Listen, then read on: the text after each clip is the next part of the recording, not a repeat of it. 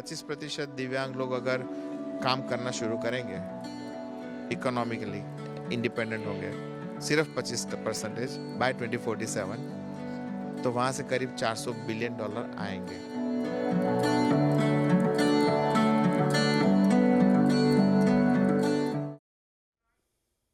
जय हिंद। आप देख रहे लाइव टाइम्स, आपके साथ में हूं वंदना सरोही और आज मुलाकात एक ऐसी शख्सियत से जिन्होंने आधुनिक तकनीक की मदद से दिव्यांगों को समान अवसर दिलाने का बीड़ा उठाया है।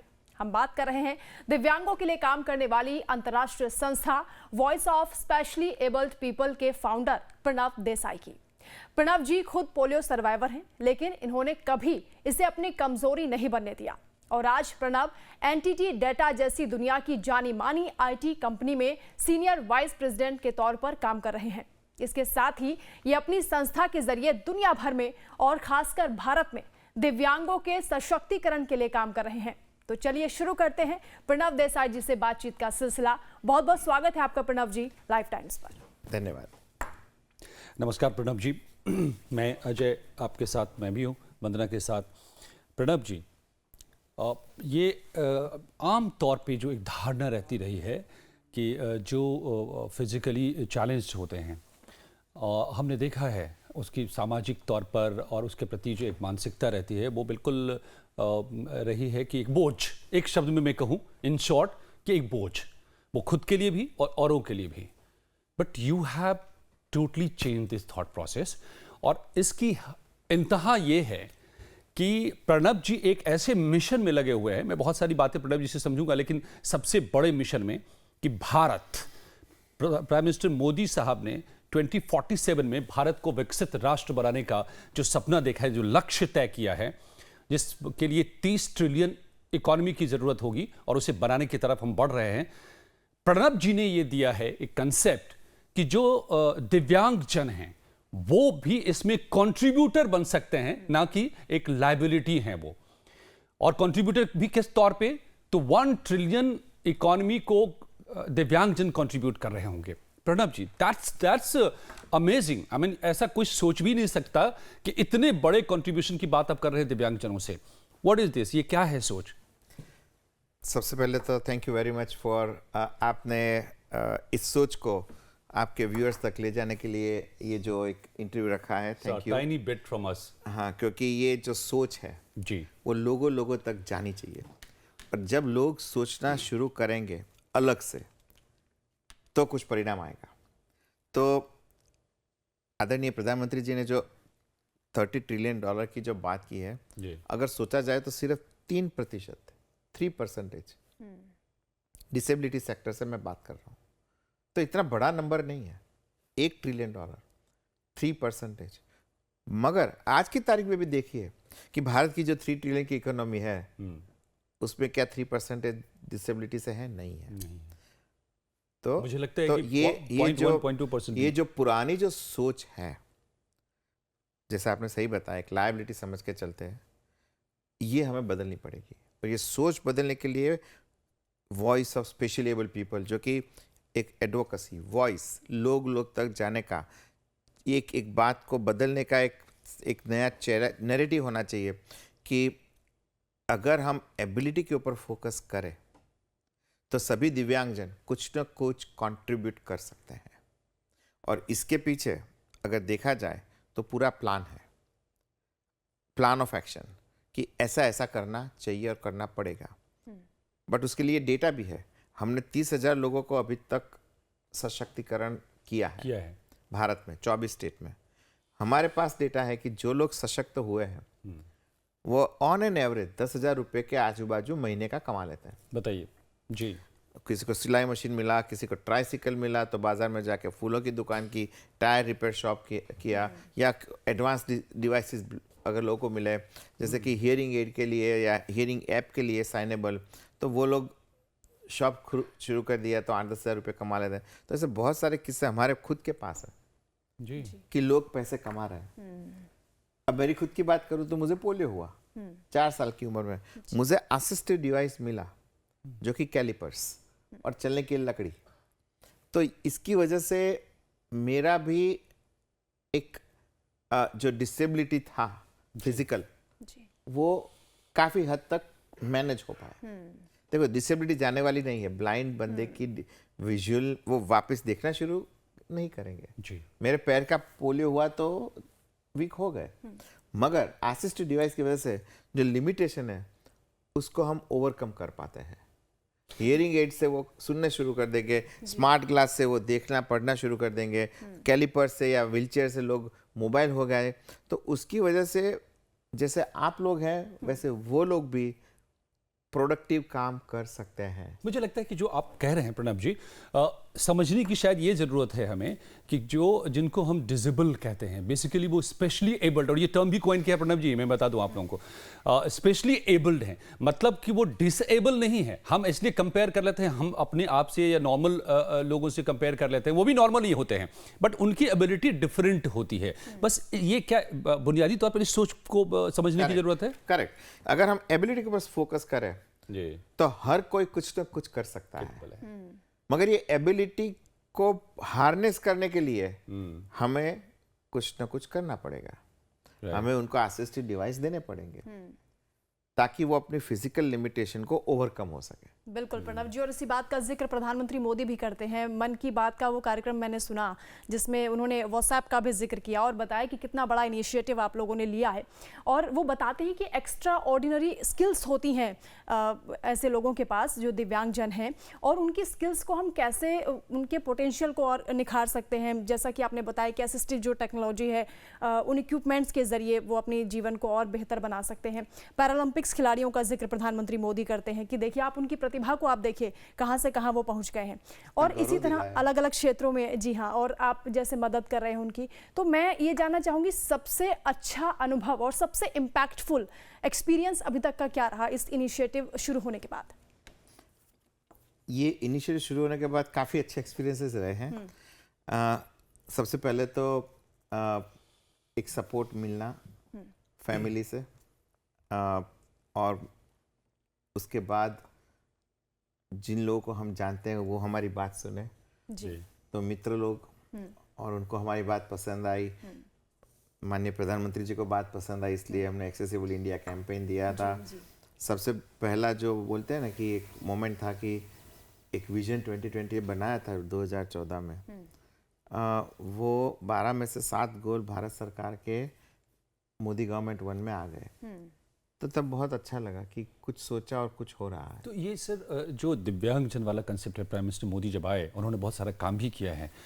उसी वक्त दौर में आप गवर्नमेंट ऑफ इंडिया के साथ मिलकर के बहुत सारा कुछ जो एक्सेसिबल इंडिया कैंपेन है उसके आर्किटेक्ट आप ही रहे हैं उसके पीछे। तो ये दिव्यांग जन आना और उस पर फोकस्ड प्रोग्राम बनना और उसका लॉन्च होना, I think you have been the man behind ये जर्नी। क्या एक क्योंकि रिश्ता है आदरणीय प्रधानमंत्री जी के साथ 1988 से, तो एक ओपनिंग था। तो अगर आप देश के लिए कुछ अच्छी बात करेंगे तो वो एक ऐसे प्रधानमंत्री हैं जो सुनते हैं। जी absolutely. उन्होंने सुना, अच्छा लगा, उसको फिर कार्यान्वित हुआ। तो उसकी वजह से स्टेप बाय स्टेप, आप बोले कौन सा अच्छा मोमेंट, बहुत सारे ऐसे मोमेंट हैं जिससे मुझे और मेरी वाइफ उषा को एक कॉन्फिडेंस बढ़ता गया कि हमें और कुछ ज़्यादा करना चाहिए। तब जाके voice of SAP as a formal organization 2017 में शुरू किया। वो शुरू करने के बाद हमको एनआरआई जो भारत के लिए बहुत प्रतिबद्ध है, भारत में काफ़ी फिलंथ्रॉफी करते हैं, ऐसे 2000 एनआरआई, और ख़ास करके बीयू पटेल जो कि बहुत बड़े मल्टी बिलियनर हैं, ऐसे ही अपने मनु भाई शाह जो अभी self made billionaire, again very very good hearted person, ये सब लोग सपोर्ट करना शुरू किया। उन लोगों ने हमारा विजन देखा, हमारा जो विजन, हम जो बात करते हैं, टेक्नोलॉजी का उपयोग करते हैं, हम लोग जो ट्रांसफॉर्मेशन कैटलिस्ट के तरीके से काम कर रहे हैं, हमें ट्रांसफॉर्मेशन लाना है, जो भी करना है उससे डिस्प्रपोर्शनेट इम्पैक्ट लाना है जिंदगियों में, और वो हम कर रहे हैं। तो ये लोग जुड़े और ऐसे काफ़ी अच्छे वॉलंटियर्स जुड़े जिसकी वजह से काम को बल मिलता गया। तो मुझे लगता है कहीं ना कहीं एक विजन जो सोच है वो सब लोगों के साथ रेजोनेट हो रही है। मैं जहाँ काम करता हूँ एनटीटी डेटा में, वहाँ पे भी 2 बार जापान में हमारे सीईओ साहब ने एनटीटी डेटा के और एनटीटी कॉरपोरेशन के सीईओ ने मुझे अवार्ड दिया जी। इसी कार्य के लिए। क्या बात है। तो ये भी एक बल मिला कि जो कर रहे हैं वो सब लोग को पसंद है, एक सोच, एक आउटकम, एक इम्पैक्ट, क्योंकि तो ये 21वीं सदी का इंक्लूसिविटी का टॉपिक है। 20वीं सदी में वुमेन एम्पावरमेंट हो गई जी। तो काफ़ी वुमेन मेन स्ट्रीम हो गई। अब 21वीं सेंचुरी में हम दिव्यांग को एम्पावर करेंगे तो वो लोग मेन स्ट्रीम हो गए। तो मैं इसी सवाल पे लौटता हूँ, जो 1 ट्रिलियन इकोनॉमी कंट्रीब्यूटर होंगे, ये जो आपने एक विजन पेश किया है, और मुझे लगता है कि इसके साथ गवर्नमेंट ऑफ इंडिया, अपने प्राइम मिनिस्टर से भी आपकी मुलाकात हुई है, और सीतारमन जी से भी, और कई नड्डा जी साहब से, कई लोगों से, और अपने विजन भी शेयर किया है कि इंडिया में वो कैसे ये कर सकते हैं।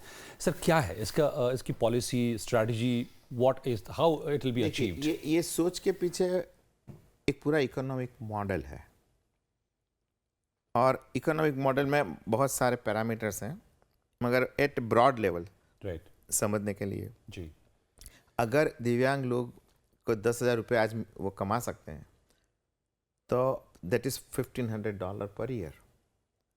उसको अगर आप एक्स्ट्रापोलेट करें 6% इन्फ्लेशन या जो भी आप गिनो over next every year, you know, जी। 5-6% का इन्फ्लेशन रहेगा, डेवलपिंग इकोनॉमी है, शायद कम भी हो, बट उसको एडजस्ट करके हम अगर देखें तो करीब $3,700 जितना आमदनी उनकी 2047 में होगी। सिर्फ 25% दिव्यांग लोग 2047 में काम करते होंगे, ओनली 25%, तो भी $480 बिलियन का योगदान होगा, based on money supply also, because it's a consumption economy.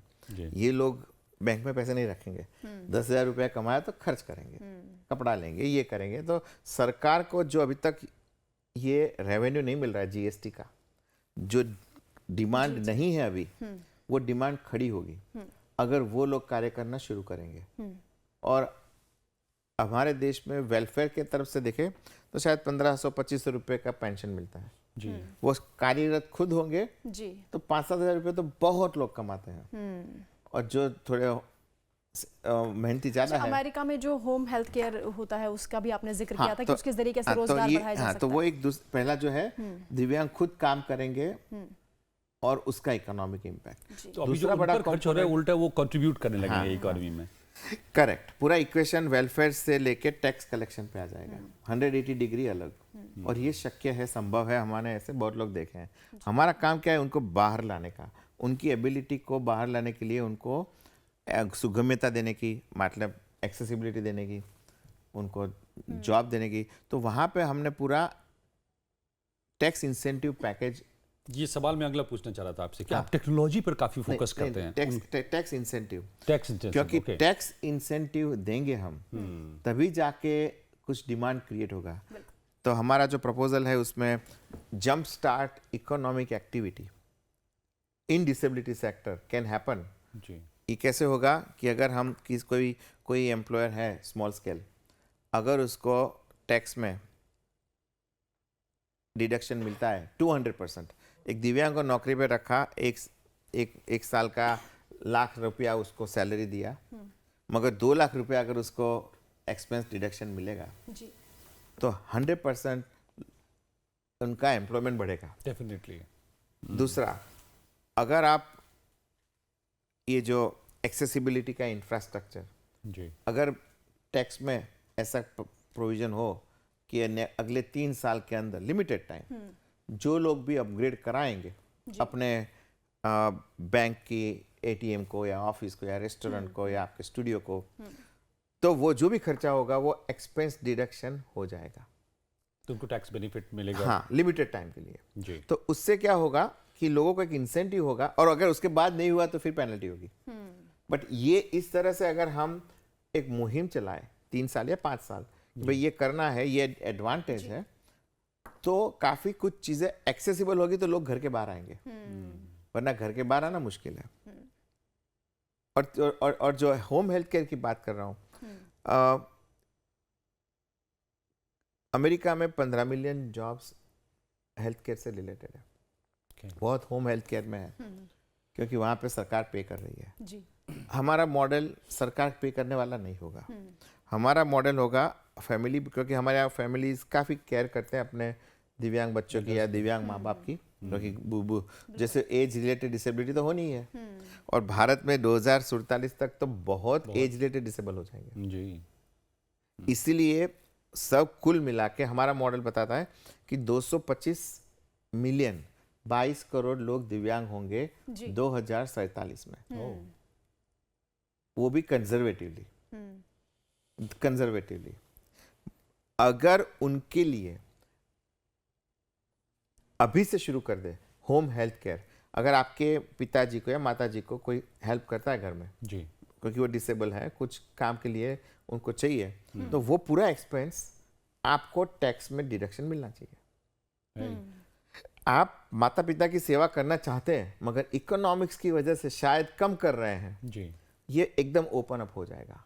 और ऐसे बहुत सारे फैमिलीज रहेंगे जहां पे ये सोच काम में आएगी, क्योंकि अगले 23 साल में मिडिल क्लास का एक्सपांशन भारत में बहुत बड़ा होगा। बिल्कुल। और मिडिल क्लास क्या देखेगा? Tax incentive, right. कैसे पैसा बचेगा, और से उनकी जिम्मेदारी तो है ही है। अभी जिम्मेदारी का निर्वहन वो कर रहे हैं, शायद ज़्यादा अच्छा कर पाएंगे। तो इसकी वजह से मैं सोचता हूँ कि होम हेल्थ केयर की करीब 15 से 20 मिलियन जॉब बाय 2047, और ये ऐसी जॉब्स होंगी कि अगर कोई अच्छा नर्सिंग का काम करता है, अभी हम सिर्फ केरला से लोग ज़्यादा देखते हैं जी। पूरे भारत में होंगे। अब देखो केरला के कितने सारे नर्सिस मिडिल ईस्ट में गए, बिल्कुल, कितना पैसा भारत में आया। तो ये एक इकोनॉमिक इम्पैक्ट बहुत, वो भी करीब 300-400 बिलियन का मॉडल दिखाता है कि ये करने से इतना मिलेगा। तो क्या इसको तो लेकर ये क्या नई आपकी जॉब्स है, ये आज की तारीख में जॉब्स exist नहीं है। करती नहीं। हैं? क्या आपकी बात गवर्नमेंट से हुई है, और या ये गवर्नमेंट इस तरह के प्रोग्राम क्या लाने वाली है, ला सकती है फ्यूचर में? हमने तो बताया ही है जी। अब वो जब लाए तब, बट Okay. हमने बता दिया है। आपने तो निर्मला जी से भी माननीय फाइनेंस मिनिस्टर से मिले थे, वित्त मंत्री से मिले थे, आदरणीय प्रधानमंत्री जी को भी बात हुई, सब बात किया है। तो अभी लगता है कहीं ना कहीं इसका जब समय आएगा, करने में समय लगता है ना, बट ये सोच सबको पसंद है, ऐसा इतना मुझे लग रहा है। राइट। क्योंकि अभी देखिए 30 ट्रिलियन ऐसे तो होगा नहीं, सही बात है। नए नए रास्तों से पैसे, सबका सहयोग चाहिए हर क्षेत्र और से। नए नए हाँ, जो सोचा नहीं है वो करेंगे तभी तो आएगा।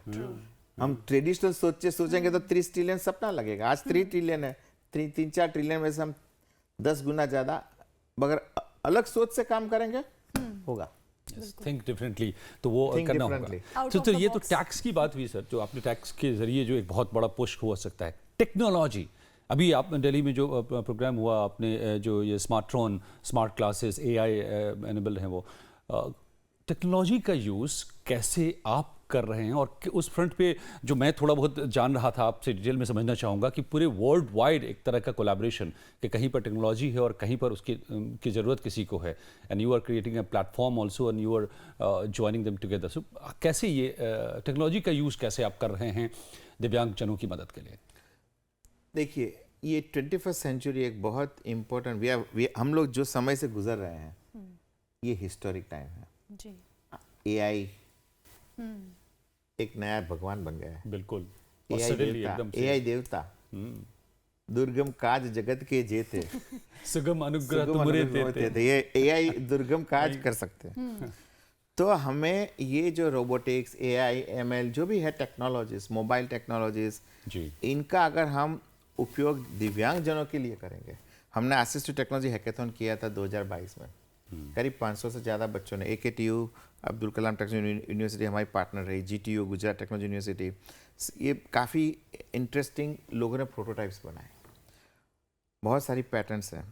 तो ये जो दौर से हम गुजर रहे हैं, सॉल्यूशंस बहुत आएंगे, मगर ऑलरेडी आज भी है। तो हमारे नॉन प्रॉफिट के ज़रिए हम करीब 30 ऐसी प्रोडक्ट्स हैं, जैसे कि स्मार्ट ऑन, स्मार्ट क्लास, फिर ऐसे उनका कॉम्पिटिटर ज्योति AI, ये भी स्मार्ट क्लास है, हम दोनों दे रहे हैं।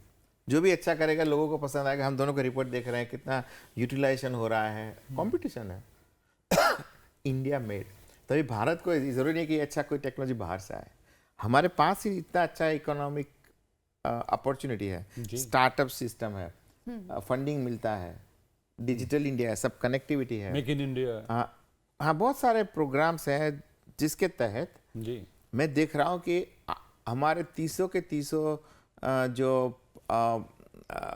असिस्टिव टेक्नोलॉजी पार्टनर्स हैं, किसी को भी डिसेबिलिटी नहीं है, जी फिर भी वो लोग ये बिजनेस है इसलिए कर रहे हैं। जी उनमें कंपैशन है, बट वो लोग भी पैसा बनाने के लिए है, और वो लोग बखूबी पैसा बना रहे हैं ये प्रोडक्ट्स के जरिए, मेड इन इंडिया। अभी उनको एक्सपोर्ट कराने का है। ओह, तो जितनी ये प्रोडक्ट यहाँ पे डोमेस्टिक में जितना एब्सॉर्प्शन होगा, अच्छी बनेगी, फिर एक्सपोर्ट होगी, तो ये बहुत अच्छा बड़ा सेक्टर है, मल्टी बिलियन डॉलर सेक्टर।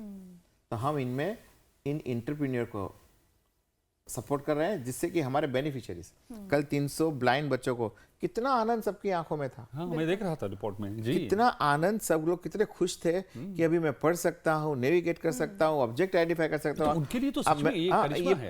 पूरा एक जादू है। या एक्चुअली तो ऐसी चीजें बहुत सारी हैं जो कि टेक्नोलॉजी वजह से इनकी डिसेबिलिटी को मैनेज किया जाता है। डिसेबिलिटी कभी ओवरकम नहीं होगी, बट एक मैनेज किया जाएगा। तो वो जो मैनेज करेंगे हम टेक्नोलॉजी के जरिए, तो फिर वो लोग प्रोड्यूस करें। मैं आपको किस्सा बताऊं, जी एक डिवाइस हमने दिया था, ऐसे काफ़ी दिए हैं, बट उड़ीसा के 3 blind brothers, father farmer, tribal Orissa, उनको कीबो डिवाइस मिला। कीबो डिवाइस करीब 31,000 रुपये का आता है, अच्छा उनको हमने दिया। 1.5-2 साल के बाद जब हमारा जूम कॉल होता रहता है, बेनिफिशियरी के साथ मैं लगातार बातें करता रहता हूँ, जी तो वो जूम कॉल पे आया, बोला मैं मसूरी से बात करता हूँ सर, मैं ट्रेनिंग में हूँ IAS की। वाह वाह बताइए। अब उसकी कीमत तो लाख 1.25 लाख रुपया कमाएगा महीने का, और पूरी जिंदगी बदल गई। या एक्चुअली दूसरी नंदिता जी हैं जो कि हाई कोर्ट प्लीडर नागपुर में, 100% ब्लाइंड। अभी वो डिवाइस की वजह से 50,000 रुपये, ये 1.5 साल पहले की बात है, 50,000 रुपये महीने का कमा रही है, हाई कोर्ट प्लीडर। क्योंकि अभी वो डिवाइस की वजह से कोई भी लैंग्वेज का जो भी है रीड कर सकती है, नोट्स नोटिंग कर सकती है, प्लीडर को नोट्स बनानी होती है, तो वो फटाफट हो जाता है। अच्छा, कल आपका जब प्रोग्राम चल रहा था मैं देख रही थी, आपने एक बड़ी अच्छी बात कही कि जिन लोगों को आपने डिस्ट्रीब्यूट किए स्मार्टफोन्स, आपने कहा कि जो अगर इस्तेमाल नहीं करेगा वो हमें वापस कर दे। यानी 18,000 का एक इक्विपमेंट है, वो यूटिलाइज होना चाहिए। हाँ, जिस मकसद के साथ वो बनाए। हाँ, ये हमारा पूरा सिस्टम ऑनलाइन है, हम सबको ऑनलाइन एप्लीकेशन कराते हैं। ये बच्चों ने भी जो है अप्लाई किया, काफ़ी लोगों ने किया, उसमें से 300 लोगों को अप्रूव हुआ, करीब 300 लोगों को, और हम करेंगे। बट जिनका इकोनॉमिक क्राइटेरिया बैकवर्ड है, जिनका डिसेबिलिटी है, और फिर इनको लिख के देना पड़ता है कि ये बेच नहीं डालेंगे, किराए पे नहीं देंगे, और अगर यूज़ नहीं किया तो ये प्रॉपर्टी व्हाट्सएप की हम वापस ले लेंगे। ये हमारा मकसद है कि ऐसी महंगी चीज़ें उपयोग के लिए है, अगर उपयोग नहीं किया तो किसी और को मदद हो सकती है। मैं जो एक चीज़ समझ रहा हूँ सर, कि आपका जो विजन है, मैं उसको समझने की कोशिश कर रहा हूँ कि क्योंकि आपने मैजिक किया है, करिश्मा किया है खुद अपने जीवन के साथ भी, और अब तो लाखों लोगों की ज़िंदगी में आप वो चमत्कार ला रहे हैं। कि अभी तक ये होता था कि जो डिजेबल्ड हैं उनकी मदद करो, उन पर एक तरह से तरस खाना, उनको दया दिखाना, उनको डोनेट करना, और हमारे देश में या कोई दुनिया भर में तो उनका इस्तेमाल भी होता रहा है, भीख मंगवाने, बहुत तरह की चीज़ें चलती रही हैं। बट उस कंसेप्ट को तो आप बदल ही रहे, एसेट में उनको कन्वर्ट कर ही रहे हैं, और वो भी एसेट में conversion not based on totally donation, but as an industry which will create wealth, not it will require wealth. क्या मैं सही समझ रहा हूँ? आप सही समझ रहे हैं। इसलिए हमारा ज़्यादातर डिवाइस डिस्ट्रीब्यूशन हमारे वेंडर के थ्रू, इनकी प्रोडक्ट के थ्रू हो रहा है जी। क्योंकि वो लोगों की प्रोडक्ट उनको अगर सही, हम कुछ प्रोडक्ट्स को डिसकंटिन्यू भी कर दिया। हमने देखा 200-250 लोगों को देने के बाद हमको डेटा अच्छा नहीं मिला जी, उनकी प्रोडक्ट में डिफेक्ट्स थी, ये थी, वो थी, तो हमने बंद कर दिया। तो ये तो एक ऑन गोइंग चीज़ है कि प्रोडक्ट अच्छी होगी, लोग उपयोग करेंगे, फीडबैक देंगे, प्रोडक्ट बेहतर बनेगी, तो प्रोडक्ट नेक्स्ट लेवल पे और लोगों को फायदा होगा। तो ये स्टार्टअप इकोसिस्टम ऐसा है ना, 100, 200, 500, 1000 लोग आएंगे, सर्वाइव करेंगे कुछ ही लोग।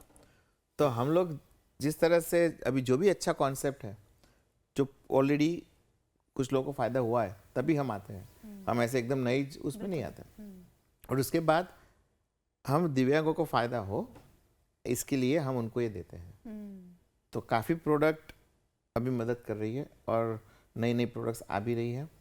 और ये जो मॉडल है कि इंडस्ट्री ग्रो करे, बेनिफिशियरी ग्रो करें, और देते वक्त हम हमेशा बोलते हैं कि आप में हम इन्वेस्ट कर रहे हैं, राइट, हम ये आप में इन्वेस्ट कर रहे हैं, ताकि आप भी आगे जाके मेरी तरह किसी Productive को बनो। मदद कर सको।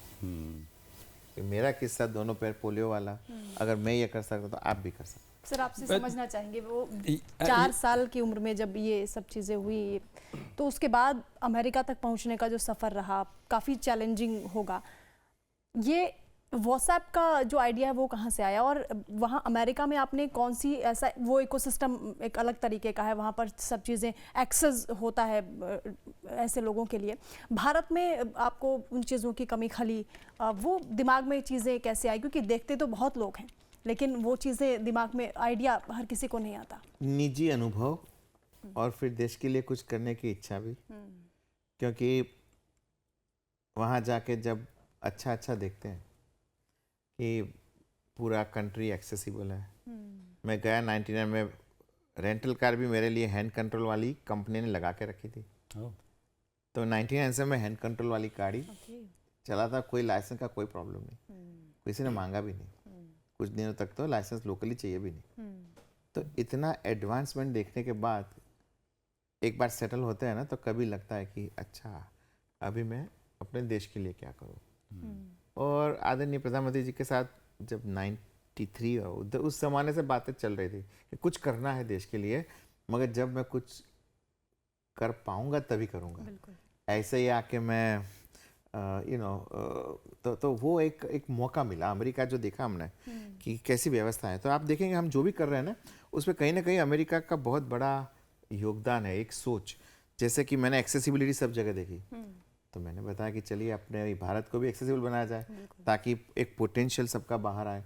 एक्सेसिबल इंडिया कैंपेन, तभी ये 2015 में एक्सेसिबल जो India campaign, government of India. फिर अभी हमने एक नया स्कीम लॉन्च किया है, हितार्थ प्रोजेक्ट।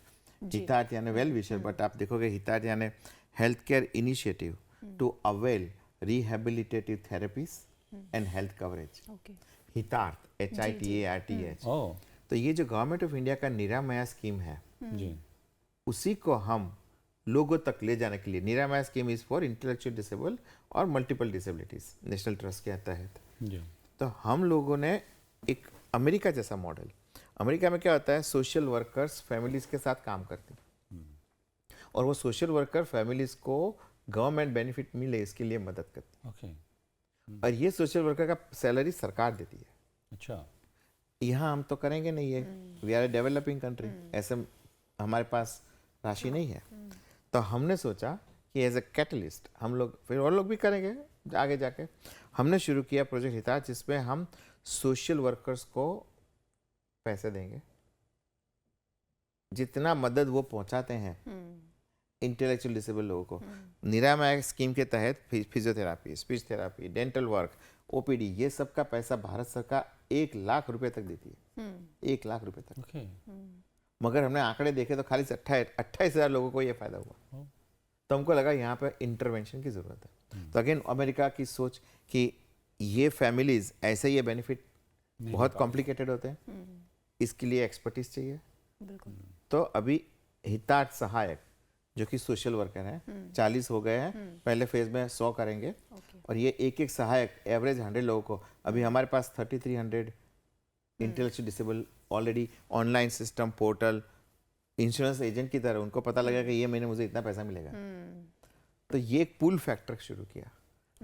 ये अगेन ये सोच होम हेल्थ केयर की जो है वो भी अमेरिका की सोच है कि वहां पे होम हेल्थ के लिए सरकार पैसा दे दिए या हम टैक्स इंसेंटिव देंगे, तो जॉब्स खड़ी हो जाएगी। भारत को millions of new jobs create करना पड़ेगा टू अचीव द टारगेट। कहाँ से होगे? मैंने प्रीतिबेन अदानी ग्रुप की जो उनके साथ बात किया, मैंने बोला कि इतने सारे सोलर इंस्टॉलेशंस आपको करने हैं, अगर मूक बधिर को ट्रेन किया जाए जी। अब सोलर इंस्टॉलेशन के लिए कान की तो ज़रूरत है नहीं, थोड़ा बहुत ट्रेनिंग कराना पड़ेगा, तो हजारों मूक बधिर को नौकरी मिल सकती है, और इसकी वजह से उनकी सोलर इंस्टॉलेशन की कॉस्ट भी कम होगी। जी, गार्डनिंग का काम इतनी तरह से बढ़ रहा है आजकल, सब जगह अच्छे अच्छे गार्डन सब लोग बना रहे हैं। अब गार्डनिंग तो डेफ बंदा कर सकता है, बिल्कुल। सिखाना पड़ता है, बागायती का काम, ये सब बहुत सारी चीजें हैं। और देखा गया कि वो लोग जब करते हैं तो और बेहतर तरीके से करते करेंगे। हैं। यस, क्योंकि उनके पास मौके कम है। राइट। हाँ, तो जब मौका मिलता है तो वो फिर उनका करेंगे। टैलेंट जो है, हाँ। जिस किसी चीज में एक्सपर्टीज होती है, वो क्योंकि बहुत हर एक को एक ह्यूमन सेंस, एक एस्पिरेशन तो रहेगा कि जिंदगी में मैं भी कुछ करूं, करूं। मगर मौका नहीं मिलता है। तो हमारा काम है लोगों को आपके जरिए ही बताने का कि इनको मौका दीजिए, ये आपके लिए अच्छा काम करेंगे। जैसा कि आपने हितार्थ का जिक्र किया, अभी सरकार की योजनाएं कुछ ऐसी हैं जिसके साथ व्हाट्सएप कोऑर्डिनेट करके चल रहा है, या सरकार की कैसी सहयोग रहता है? सर, हम सरकार के साथ जो सोचते हैं हम बताते हैं उनको। कहीं पे साथ में जैसे एक्सेसिबल इंडिया कैंपेन, फिर हमने मोबाइल ऐप बनाया VOSAP, तो जो क्राउड सोर्सिंग होता है, तो 23,000 जगहों का रेटिंग हो गया है पब्लिक प्लेसेस का। अभी गोवा गवर्नमेंट के साथ हमने MOU किया, दादरा नगर हवेली यूनियन टेरिटरी, उधर भी MOU किया। तो हम MOU के तहत पर्यटन को बढ़ावा देने के लिए ये हमारी जो मोबाइल ऐप है VOSAP, उसमें रेटिंग करवाएंगे पब्लिक प्लेसेस का। तो भारत सरकार एक्सेसिबल इंडिया मांगती है, हम ऐप के जरिए रेटिंग करवाएंगे ताकि लोगों को इन्फॉर्मेशन मिले कि कहाँ पे कौन सा पोस्ट ऑफिस। आज मैं अभी Indian institute of public administration में मेरा लेक्चर था, सब IAS और IRS और सब IPS सब लोग ट्रेनिंग के लिए आते हैं। तो वहाँ एक बहन जी आई थी पोस्टल सर्विसेज से जी। तो मैंने बोला आप एश्योर करेगी कि सब पोस्ट ऑफिस एक्सेसिबल हो जाएगी? तो बोला सब काफ़ी हो गए, मुझे आंकड़ा चाहिए, आप मुझे बताओ कितने पोस्ट ऑफिस एक्सेसिबल हुए हैं। तो इस तरह से सरकार के साथ हमेशा लगे रहने का, मगर काम जो हम करते हैं उसमें कभी डिपेंडेंसी कि ये सरकार का पैसा नहीं, हम अपने एजेंडा के तरफ से चलते हैं। और हमारे NRI डोनर्स को भी ऐसा ही अच्छा लगता है, क्योंकि सरकार को बहुत करना है, हमें बहुत करना है, बट साथ में कैसे करते हैं, निरामया हो, एक्सेसिबल इंडिया कैंपेन हो, या फिर ADIP स्कीम में भारत सरकार काफ़ी कुछ डिवाइसेस देती है ADIP स्कीम के तहत। हम नॉन ADIP स्कीम में जो अभी उसमें नहीं है वो सब चीज़ें देते हैं। तो इस तरह प्रणब जी का जो इनिशिएटिव है, मैं वही अभी जो कह रहे थे, डोनर्स मतलब 2,000 से ज़्यादा NRI डोनर्स हैं और बाकी भी हैं, 30,000 से ज़्यादा बेनिफिशरीज हैं जो लाभार्थी हैं, और 12,000 से ज़्यादा वॉलंटियर्स हैं जो वर्ल्ड वाइड काम कर रहे हैं। इंडिया में आपका एक्सपीरियंस, मैं देख रहा था तस्वीरों में मोदी जी के साथ जो केमिस्ट्री है आपकी, इट लुक्स की how familiar and how close you two are. In general जितने भी लोग हैं, बाकी ऑफिशियल्स या बाकी मिनिस्टर्स, और आप इतने बड़े बड़े, ये मैं कुछ तस्वीरों का जो जिक्र कर रहा था, देखिए क्या खूबसूरत तस्वीरें हैं प्राइम मिनिस्टर मोदी जी के साथ। ये मुलाकात मुझे लगता है कि अभी हुई है रिसेंट में, आजकल में। तो बाकी लोगों का कैसा रिस्पॉन्स है, जो यहाँ का सिस्टम है, क्योंकि ये सोच जो आपकी है वो क्रांतिकारी है, बहुत लोग इस सोच को समझने में भी वक्त लेंगे। सो व्हाट्स योर एक्सपीरियंस, यहाँ के ऑफिशियल्स, इंडिया के मिनिस्टर्स, ऑफिशियल्स कैसे रिसीव कर रहे हैं इस 1 ट्रिलियन कंट्रीब्यूशन के आइडिया को? जैसे मैंने बताया, गोवा गवर्नमेंट ने MOU किया है, दादरा नगर हवेली के जो IAS ऑफिसर है उन्होंने भी इसमें समझा कि ये अच्छा है, करने वाला बात। गुजरात के चीफ मिनिस्टर साहब के साथ भी बात हुई, उन्होंने बोला MOU दीजिए हमको, हम भी काम करेंगे। तो एक सोच को, मेरा गोल है, मेरे 3-4 गवर्नर साहब के साथ भी बात हुई, केरला के गवर्नर और आसाम के गवर्नर डॉक्टर लक्ष्मण जी के साथ। तो कुछ मुहिम चल रही है ताकि पूरे स्टेट का भी एक सहयोग रहे कि ये 1 ट्रिलियन में योगी जी आपका कितना होगा। हमको 1 ट्रिलियन में यूपी का 200 बिलियन मिलेगा, 100 बिलियन मिलेगा, 50 बिलियन मिलेगा, कितना मिलेगा? इस तरह से एक सोच है, हर एक स्टेट से कितना कंट्रीब्यूट होगा, ये थोड़ा प्लानिंग करना पड़ेगा। ये सब तो अभी काफी करना है, बट एक विजन होगा तो काम होगा। तो बिल्कुल, योगी आदित्यनाथ को भी हम देखते हैं, वो बहुत ज्यादा दिव्यांगजनों के लिए बिल्कुल, मतलब ये प्राइम मिनिस्टर मोदी और योगी जी दोनों में ये दिखाई देता है कि इसको लेकर के काफी दोनों ने ही काम किया है। और इंडिया में बल्कि मोदी जी ने पूरे अप्रोच को चेंज किया है, और अब समझ में आ रहा है कि मोदी जी ने जो अप्रोच को चेंज किया है, the man behind all those ideas is sitting with us today.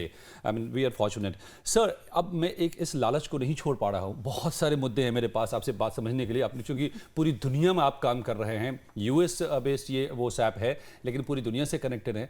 मगर योर जर्नी, दैट्स अमेजिंग कि एक पोलियो सर्वाइवर, और आम तौर पे लोग निराश हो जाते हैं, परिवार, माता पिता, और उस सब के बीच में वो बच्चा भी जिसको ऐसा कुछ हो जाए, बाकियों के मुकाबले देखता है अपने आप को अलग। वो व्यक्ति इस हाइट तक कैसे पहुंचा? इसको तो माँ बाप के आशीर्वाद ही गाने हैं, और फिर ये इंस्पायरिंग हुआ थोड़े से आपकी जर्नी से। क्योंकि मैं किसी भी ऐसे दिव्यांग बच्चे के माँ बाप को बताना चाहूँगा कि आप उनको लायबिलिटी मत समझिए। लगेगा कि ये लायबिलिटी है, मैं मना नहीं करता, मगर अगर उसको उसी सोच से देखेंगे तो वही होगा। मगर आप उसमें क्या क्षमता है उसको निखारने के लिए प्रयत्नशील रहेंगे। जब मेरे कैलिपर्स मेरे माता पिता ने बनवाए थे, बहुत महंगा था, मगर उन्होंने बनवाया। ये माता पिता का जो पूरा सेक्रीफाइस है, बहुत सेक्रीफाइस मेरे माता पिता ने किया, तब जाके मैं इंजीनियर हुआ, MBA हुआ, क्योंकि उन्होंने सतत एक ही चीज़ पे फोकस करवाया कि पढ़ाई करो, दिमाग चलता है तुम्हारा। तो बस हर एक, तो हम लोग अभी एक प्रोग्राम शुरू कर रहे हैं, inspirational stories of people with disability, inspiring दिव्यांग जनों की एक किताब। और जब बनेगी तो मैं रिक्वेस्ट करूंगा एजुकेशन मिनिस्टर को साहब को भी कि स्कूल सिस्टम में लगाया जाए, क्योंकि हर एक बच्चे को दिव्यांग हो या ना हो सोचना चाहिए कि प्रेसिडेंट रूजवेल्ट अमेरिका का सबसे बड़ा पॉपुलर हिस्ट्री में 3 बार जीत के आया था जी, 3 बार, मोदी जी की तरह। वो व्हीलचेयर में था, पोलियोग्रस्त था। मेरे को तो मेरी माता जी ने यही बताया था, बीमारी से नहीं, कई बार एक्सीडेंट में या वॉर में भी कुछ भी होता है। तो ऐसे बहुत सारे ब्लाइंड लोग हैं और अलग अलग तरीके के सक्सेसफुल लोग हैं जिनका स्कूलों में जी बच्चों को पहले से पढ़ाया जाए, और माँ बाप को कि ऐसी जैसे शिवाजी को उनकी माता का काफी प्रभाव रहा। हमेशा माता पिता का एक प्रभाव रहता है। अगर माता पिता बच्चे की तरफ देखने का नजरिया बदलेंगे तो मुझे लगता है कि मेरे जैसे बहुत लोग पैदा हो सकते हुए हैं और होंगे। हाँ, तो ये सारी बात, सारा खेल जो प्रणब जी की बातों से समझ में आ रहा है, सोच का है। सोच में बदलाव की ज़रूरत है, जैसा हमने पहले भी कहा, और जो प्रणब जी अपने तमाम एक्शन से, अपनी ज़िंदगी से और अपने जो काम कर रहे हैं, कंट्रीब्यूट कर रहे हैं, वो सैप के ज़रिए उससे बता रहे हैं, और खुद साक्षात यहाँ पर हमारे सामने हैं। सोच में बदलाव ने आज इनको यहाँ तक पहुँचाया है, जो ये हज़ारों और भविष्य में लाखों और करोड़ों लोगों तक ये मुहिम पहुँचने वाली है, मुझे दिखाई दे रहा है जितनी बातें। तो सोच में बदलाव कि वो बोझ कतई नहीं है, थोड़े से अलग है, बस उनको समझने की ज़रूरत है। क्षमताएं उनमें भी उतनी ही हैं या शायद और उससे ज़्यादा भी है। क्या प्रणब जी? बहुत बार ऐसा देखा है, ज्यादा भी है, ज्यादा। बहुत बार मेरा भी तजुर्बा यही है। मैं दो प्रधानमंत्री मोदी भी कहते हैं असाधारण क्षमताएं हैं, प्रतिभाएं हैं। सूरदास जी को देखिए, हर एक में शायद नहीं भी हो मगर बहुत लोगों में है, क्योंकि ये क्या है कि कुदरत बैलेंस करती है। जैसे आम लोगों में भी नॉर्मली सभी में होता है कि हर किसी का अपना अपना एक टैलेंट। मैं ये कहूंगा सब लोग समान है, इनका एक्सक्लूजन करके किसी को फायदा नहीं है। हाँ, तो ये सोच बदलना होगा, और ये सोच बदलेंगे तो जैसे प्रणब जी क्रांति ला रहे हैं, हर कोई वो क्रांति लाने की क्षमता रखता है। बिल्कुल। और भारत के जिस सपने को साकार करने की बात आप कर रहे हैं, 1 ट्रिलियन कंट्रीब्यूशन फ्रॉम दिव्यांग जन, वो मुझे लगता है बहुत बड़ा इनिशिएटिव है। बहुत एक कह सकते हैं कि एक मास, एक ऐसी सोच, एक ऐसा विजन जो हर कोई नहीं कर सकते, और बहुत बिरले ऐसा सोच लेकर आते हैं, लेकिन ये सबके पास होनी चाहिए। और आज की तारीख में जब प्रणब जी से मिलकर लग रहा है कि ये पॉसिबल है। हाँ, बिल्कुल, it is doable and possible. It is doable 100%। Yes, it is doable. Conservatively 1 trillion बोल रहा हूँ, क्या पता फाइनेंस मिनिस्ट्री के लोग लेके आएंगे 2 ट्रिलियन हो सकता है। अभी वो काम पे करेंगे, अभी वो लोग नंबरिंग करना शुरू हो जाएगा तो शायद ज्यादा भी हो सकता है। हो सकता है, रियल है, करना पड़ेगा। बिल्कुल, इस प्रैक्टिकल सोच को आगे बढ़ाना होगा। और मुझे लगता है कि जो तमाम वॉलंटियर्स आपके साथ काम कर रहे हैं, और भी लोग जुड़ना चाहेंगे आपकी इस बातचीत को सुनने के बाद भी। और व्हाट्सएप एक बहुत अच्छी इनिशिएटिव के तौर पर आपने इस संस्था को शुरू किया है। और चलते चलते मैं आपको थोड़ा सा रोक लूँ, कोई जुड़ना चाहें आपसे, चाहे वो वॉलंटियर के तौर पर, फंडर के तौर पर, कैसे जुड़े आप खुद बता दें सर। हर कोई हमारा VOSAP मोबाइल ऐप डाउनलोड कर सकते हैं। VOSAP, V like Victor, OS like Sam, AP, voice of SAP, VOSAP। वो गूगल एंड्रॉइड में भी है, iOS में भी है। वो लॉगिन करके Gmail से लॉगिन कर दीजिए, सिंपल, और फिर उधर आप प्रतिज्ञा लीजिए कि मैं वॉलंटियरिंग करूँगा। फिर आपको मैसेजेस आएंगे, इतना ज़्यादा नहीं बट मंथली, और जो भी अपने न्यूज़लेटर वगैरह, और आप खुद जाके देखते रहेंगे क्या हो रहा है। आपको जो अच्छा लगे वो आप कर सकते हैं। ये एक शुरुआत की बात है। उसके बाद आप जो सिटी में हो, जहाँ पे हो, फिर हम आपसे जुड़ेंगे और बात करेंगे। बट आप ज़रूर इस तरह से वॉलंटियर बन के, मैंने आज IIPA में भी सभी लोगों को बताया, सभी एडमिनिस्ट्रेटिव सर्विसेज वालों को, आप सब लोग एक प्रतिज्ञा लीजिए। हर कोई कुछ तो कुछ कर सकता है। आप दोनों को मैं बताऊंगा, मैं अभी कहने जा रहा था, SAP आप डाउनलोड करें और जो हो सकता है करिए जी। कोई वॉलंटियर कोई ऐसा नहीं है कि कोई डिफाइंड जॉब है। एब्सोल्युटली। मन में आया वो किया। जी आप इतना दिल से रिसर्च करके आज आए, अच्छा लगा, ये भी वॉलंटियरिंग है। तो अच्छा काम करना और अच्छा टॉपिक को लोगों तक ले जाना जी। जो हाँ मौका मिले, अगर रैंप नहीं हो तो बोलने का, या रैंप लगाओ, चुप नहीं रहने का। अभी रेस्टोरेंट में आप जाओगे जहाँ पे भी रैंप नहीं हुआ तो बोले पकड़ने का रेलिंग तो लगाओ, कुछ तो करो, शुरुआत करो, बस वही इनफ है।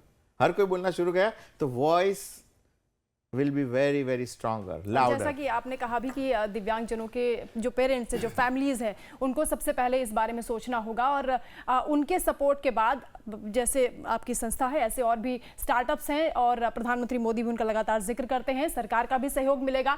तो इस तरह से हम अपने देश को विकसित बनाने में कारगर साबित होंगे, और बहुत जल्द हम इस अचीवमेंट को ज़रूर अचीव करेंगे। बहुत शुक्रिया आपका हमारे साथ जुड़ने के लिए प्रणब जी, और इस सेशन बहुत अच्छा रहा, बहुत अच्छी आपसे बातचीत की हम लोगों ने, और बहुत अच्छा आपसे एक्सपीरियंस जो आपने शेयर किया है उससे सीखने को भी मिला है। और धन्यवाद। जुड़िए, इस मुहिम से जुड़िए, आइए हम सब इस मुहिम से जुड़ते हैं, और वाकई भारत को 2047 में जिस मकसद को लेकर प्रणब जी आगे बढ़ रहे हैं कि जो स्पेशली एबल्ड हैं वो भी बड़े कंट्रीब्यूटर बने, और उनको हम थोड़ा सा हाथ बढ़ाएं। That's it. Thank you. Thank you sir, thank you so much for joining us. Thank you sir. जय हिंद। जय हिंद। जय हिंद। 25% दिव्यांग लोग अगर काम करना शुरू करेंगे, इकोनॉमिकली इंडिपेंडेंट होंगे, सिर्फ 25% बाय 2047, तो वहाँ से करीब $400 बिलियन आएंगे।